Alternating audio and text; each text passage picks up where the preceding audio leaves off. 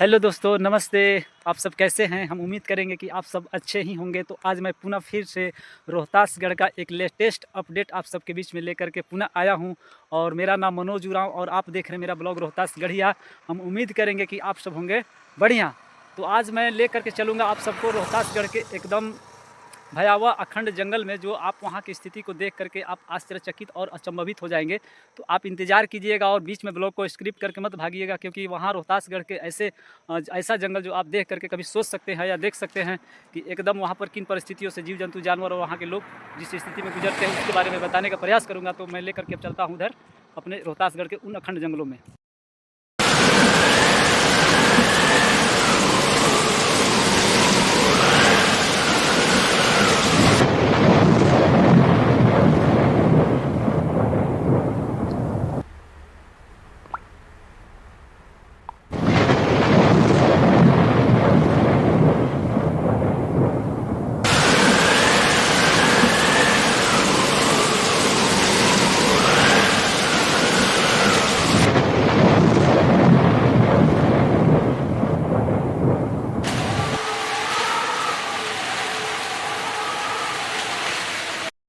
तो ऑलरेडी हम उसी जगह पे पहुंच चुके हैं, रोहतासगढ़ के एकदम अखाड़ जंगल में, जहां पर केवल जिस जंगल में एक जानवर ही रहते हैं। और यह रोहतास और कैमूर का एक अल्टर एरिया है, जहां पर जंगल ही जंगल है। और इस जंगल में अधिकांश जानवर ही मिलेंगे, जैसे जंगली सुअर मिल जाएंगे, सांभर मिल जाएंगे, खरगोश मिल जाएंगे और हिरन मिल जाएंगे। तो मैं उसी जंगल में आया था और उस जंगल को मैं दिखाना चाह रहा था, क्योंकि मैं रोहतासगढ़ के बहुत सारी ऐसी खबरों को मैं दिखाने का प्रयास करता हूँ कि जहाँ पर लोग जाते नहीं हैं, और मैं वहाँ जा कर के दिखाने का प्रयास करता हूँ जहाँ पर एक अजूबा सा चीज़ है। और वहाँ की अचानक एक ऐसी कभी कभी घटनाएं हो जाती है जो आप सुन करके हैरान हो जाएंगे, क्योंकि इस जंगल में जंगली जानवर आदमी को भी पकड़ लेते हैं और जंगली जानवर मवेशी, गाय, भैंस को, बकरी को भी पकड़ करके खा जाते हैं।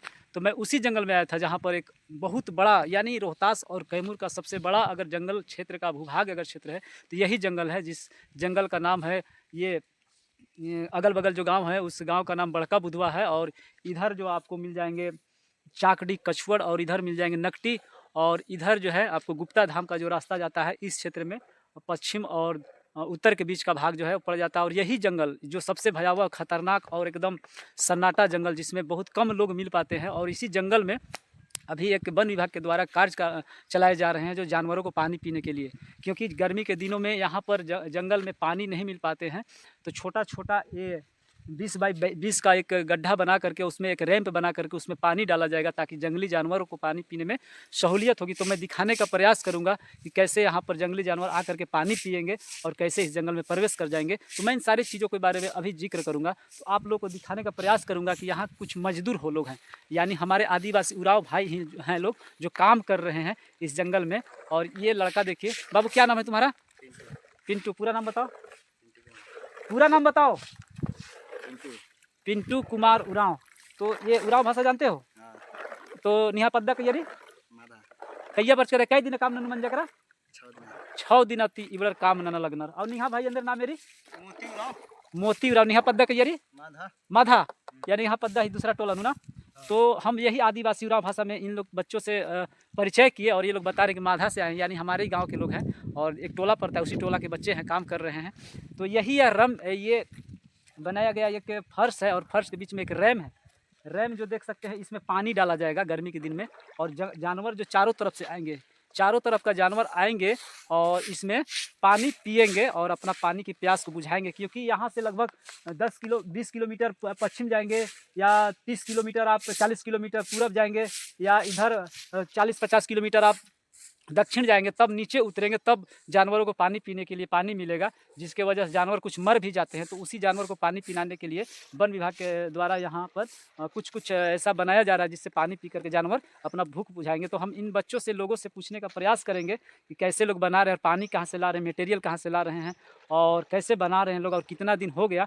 तो हम आदिवासी उरांव भाषा में पूछने का प्रयास करेंगे, क्योंकि ये लोग खाना पीना सारा चीज़ लेकर के 6-7 दिन से इस जंगलों में ही डेरा जमाए हुए हैं, और लोग घूम घूम करके काम कर रहे हैं। तो हम तो ए मोती इदी बरा निंतेंगा इजा निंतेंगा निन काम ना लग देनु ना। तो काम ना लग दे होले निंगा इदा टोंका ता जानवर ये अन्नी खखराली अम्मे ओना बराली उल्लन एथराली के मार थले जानवर एथराली ना इकर बरा। तो कन एंदर एंदर जानवर निंगा के थरा अम्मे ओना उल्लन चला बराली ना उल्लन एंदर एंदर जानवर माकत बराली किसी दिन बराली जितका चीज बराली भालू उठी बराली।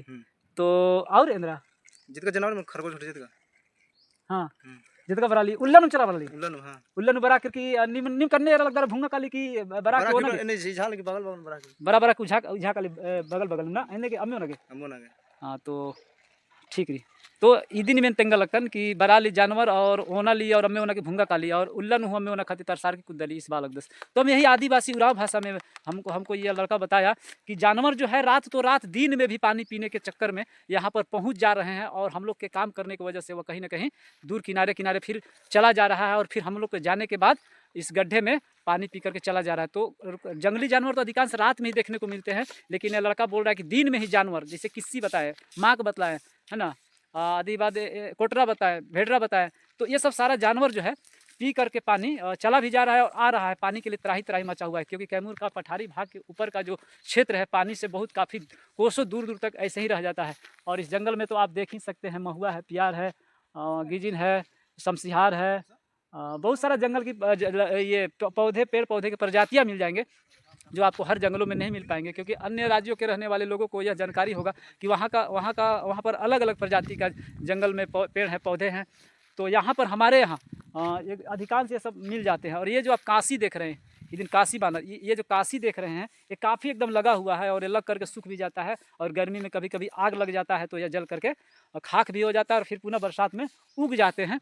तो मैं चाहा कि मैं ब्लॉगिंग के ही माध्यम से चाहा कि आप लोगों को यहाँ का जिनमिन जो जंगल में जो रहने वाला वनस्पति चीज़ें हैं या जंगल के जानवर हैं या जंगल में रहने वाले लोग हैं, तो मैं इन चीज़ों को दिखाने का प्रयास इसलिए करता हूँ क्योंकि आप भी जाने कि किस परिस्थितियों और स्थितियों का सामना करते हुए यहाँ के लोग या यहाँ का जानवर रहता है और अपना जीवन बसर करता है। तो काफ़ी मेरा प्रयास रहता है और आप लोग काफ़ी मेरे ब्लॉग में एक चीज़ ज़रूर देखेंगे क्योंकि मैं ज़्यादातर जंगल के ही चीज़ों को दिखाने पे फोकस करता हूँ, क्योंकि रोहतासगढ़ और कैमूर का अधिकांश जो क्षेत्र है, जो भाग जो है वह जंगल पर ही है और जंगल पे आश्रित भी है। और अब तो चैत आएगा तो अब बैसाख आएगा तो अब महुआ गिरने लगेगा और महुआ पर लोग डिपेंड रहते हैं। फिर उसके बाद तुरंत जो है चैत बैसाख के बाद वो प्यार पड़ने लगता है तो इसको लोग ले करके मार्केट में लोग औने पौने भाव में बेच करके अपना जीवन बसर करते रहते हैं। तो मेरा वीडियो दिखाने का मूल कारण यही था कि भाई यह एक ऐसा जगह है, ऐसा यह कटा हुआ क्षेत्र है कि यह काफ़ी एकदम भरपूर जंगल। आपको मैंने बताया कि आप कहीं भी 40 किलोमीटर जाएंगे तभी आपको पानी का व्यवस्था, या 30 किलोमीटर की दूरी पर जाएंगे तभी जंगल गांव घर मिल पाएंगे। और यही कैमूर का सबसे बड़ा भयानक जंगल जिसको कहा जाता है। और दूर दूर तक आप देखेंगे तो दूर दूर तक केवल जंगल ही जंगल दिख पाएगा, क्योंकि मेरे पास कोई कैमरा वैसा डिजिटली नहीं है और मेरे पास कोई ट्राइपॉड नहीं है कि मैं ऊपर चढ़ करके या दूर या ड्रोन कैमरा से दिखा पाऊंगा, क्योंकि मैं जो भी हूँ मैं सीमित जगह में हूँ और जो मैं कैमरा को जो मैं फोकस करके दिखा पा रहा हूँ वह काफ़ी एकदम नीचे ही दिख रहा है। तो मेरे पास उतना साधन संसाधन नहीं है, लेकिन फिर भी मैं प्रयास करता रहता हूँ, जो मेरे साधन संसाधन है उसी के ही माध्यम से मैं आप सबको आपके यहाँ तक यहाँ की जानकारियाँ पहुँचा पाऊँ। तो बहुत सारी चीज़ें हैं जो आप देख करके कभी आप सोचने पर मजबूर हो जाएंगे और मैं भी भी बहुत सारी चीज़ें दिखाने का प्रयास करूँगा। और मेरा प्रयास रहेगा, मेरा एक सोच है कि यहाँ कैमूर में और रोहतासगढ़ में जितने भी प्रखंड के अंतर्गत पंचायत और पंचायत के अंतर्गत आने वाला वार्ड और गांव है, हर एक गांव में जा करके वहाँ के लोगों का, वहाँ के रहन सहन का, वहाँ का जितना भी भौगोलिक चीज़ें हैं मैं दिखाने का प्रयास करूंगा और हमेशा कहीं ना कहीं किसी गांव में जाकर के कुछ ना कुछ नए चीज़ों से दिखा करके आप सबको अवगत कराने का प्रयास करूंगा और भी मैं आगे चीज़ें दिखाऊंगा। तो आप मुझे बताइएगा कि यह मेरा ब्लॉग कैसा लगता है और कमेंट कीजिएगा और यह भी बताइएगा कि यहाँ पर और क्या चीज़ें जो छूट जाती है मैं नहीं दिखा पाता हूँ, क्योंकि मैं कम समय में हर चीज़ों को मैं इस ब्लॉगिंग के माध्यम से इंक्लूड करके आप सबके यहाँ तक नहीं पहुँचा पाता हूँ, क्योंकि सबका अपना अपना एक अनुभव होता है, अपना अपना एक जानकारी होता है। तो मेरा प्रयास रहता है कि मैं जहाँ हूँ वहाँ के चीज़ों को दिखा पाऊँ और मेरे पास एक गाड़ी है, इसी गाड़ी से मैं आ करके दिखाने का प्रयास करता रहता हूँ। 2 घंटा लग जाते हैं हमको आने में, ब्लॉगिंग बनाने में, क्योंकि ये देखिए यही मेरा गाड़ी है, जिस गाड़ी में मेरा एक हमेशा एक सिंबल लगा हुआ रहता है, ये सरना झंडा का।